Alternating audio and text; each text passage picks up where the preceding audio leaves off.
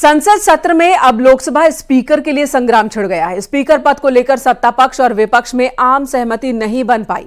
NDA सरकार ने ओम बिरला को स्पीकर पद का उम्मीदवार बनाया, तो वहीं इंडिया ब्लॉक ने के सुरेश को इस पोस्ट के लिए अपना कैंडिडेट बनाया है। यानी सदन में स्पीकर पर पहला फ्लोर टेस्ट के लिए बैटल ग्राउंड सेट हो चुका है।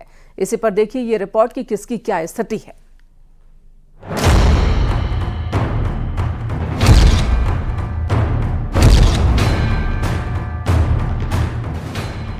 पूरे ऑपोजिशन ने कहा है कि हम स्पीकर को सपोर्ट करेंगे, मगर कन्वेंशन ये है कि डेप्यूटी स्पीकर ऑपोजिशन को मिलना चाहिए।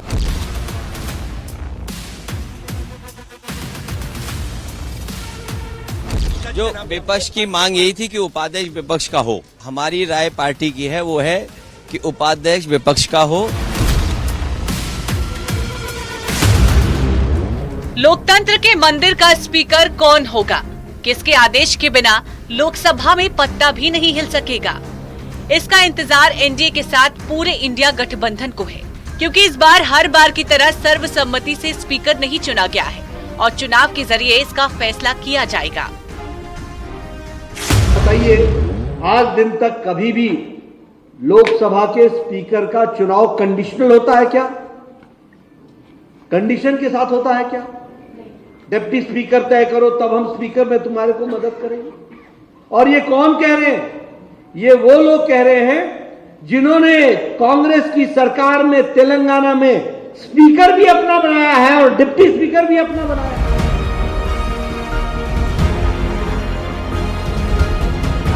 स्पीकर पद को लेकर सत्ता पक्ष और विपक्ष में आम सहमति नहीं बनी। सत्ता पक्ष ने ओम बिरला को स्पीकर पद का उम्मीदवार बनाया है, तो वहीं विपक्ष ने के सुरेश को इस पोस्ट के लिए अपने प्रत्याशी बनाया है।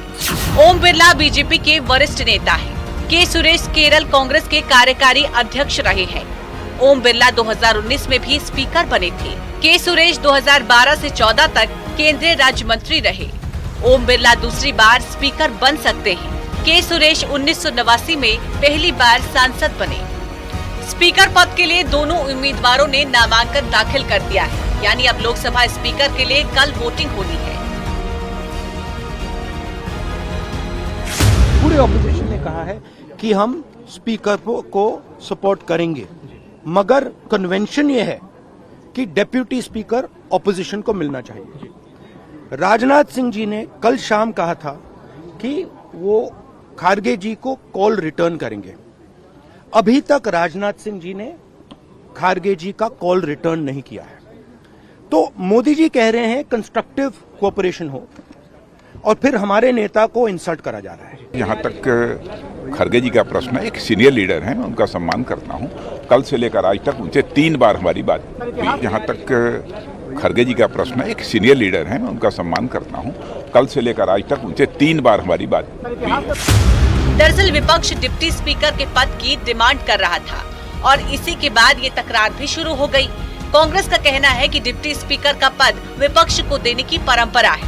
हालांकि बहुत साफ तौर पर एनडीए के साथ है, पर इस पूरी तकरार के बीच सवाल ये है कि सरकार और विपक्ष के बीच सदन की पहली टक्कर किसका होगा डिप्टी स्पीकर। कांग्रेस पार्टी ने अगर स्पीकर पद को चुनौती देने के लिए नामांकन पत्र बढ़ाया है, तो ये अफसोस की बात है, क्योंकि आज तक स्पीकर पद को लेकर के चुनाव नहीं हुआ है।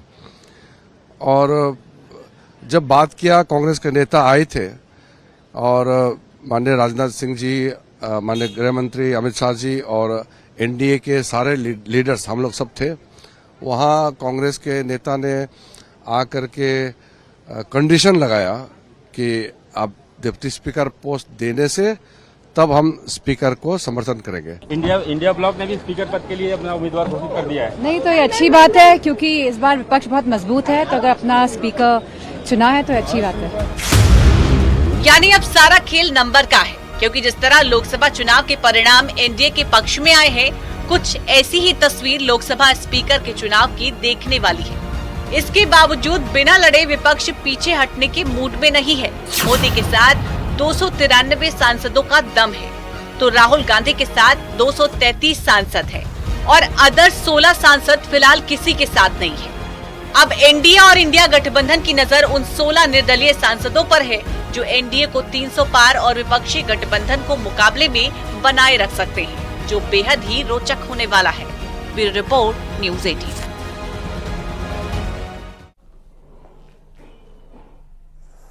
और इसी बीच केंद्रीय मंत्री पीयूष गोयल ने विपक्ष पर हमला बोला। उन्होंने विपक्ष की शर्त रखने को ठीक नहीं बताया।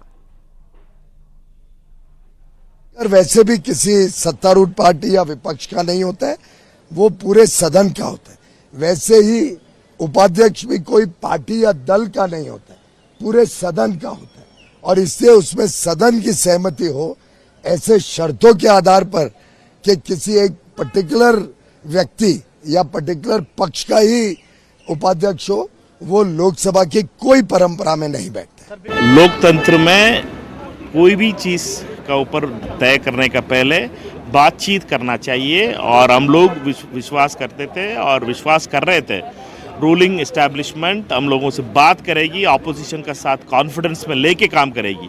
बट उनका बदलने के लिए आदत ही नहीं है। वो अभी भी उसी घमंड में है। किस घमंड में 16th और 17th लोकसभा में वो लोग थे। और इधर आज भी संविधान में शपथ लेने का कार्यक्रम चल रहा है, प्रक्रिया चल रही है। और इस बीच संविधान की प्रति के साथ पहुंचे राहुल गांधी और अखिलेश यादव शपथ लेने के लिए। राहुल ने कहा, जय हिंद, जय संविधान। शपथ से पहले उन्होंने संविधान की कॉपी दिखाई। राहुल गांधी रायबरेली से सांसद है इस बार, तो वहीं अखिलेश यादव कन्नौज से जीतकर लोकसभा पहुंचे हैं। अखिलेश यादव के हाथ में भी आप संविधान की एक प्रति देख रहे हैं।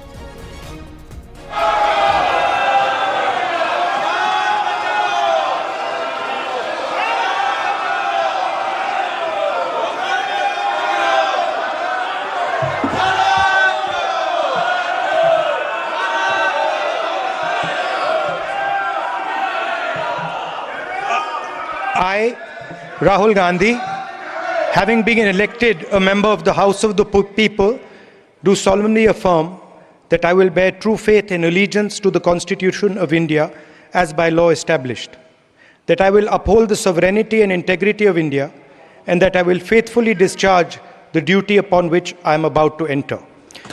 Jai Hind, Jai Samvidhan.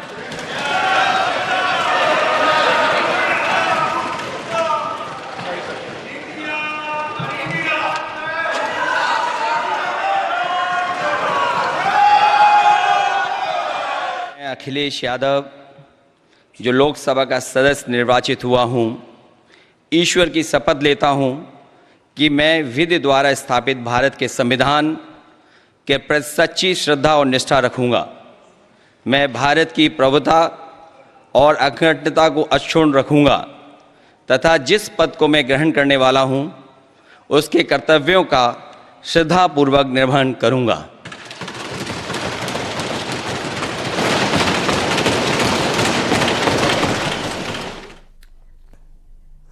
और अब अगली तस्वीर दिखाते हैं आपको। मथुरा से तीसरी बार जीतकर लोकसभा पहुंची हेमा मालिनी ने सांसद की शपथ ली, तो वहीं मैनपुरी से दूसरी बार जीतकर लोकसभा पहुंची डिंपल यादव ने भी शपथ ग्रहण की। राधे राधे।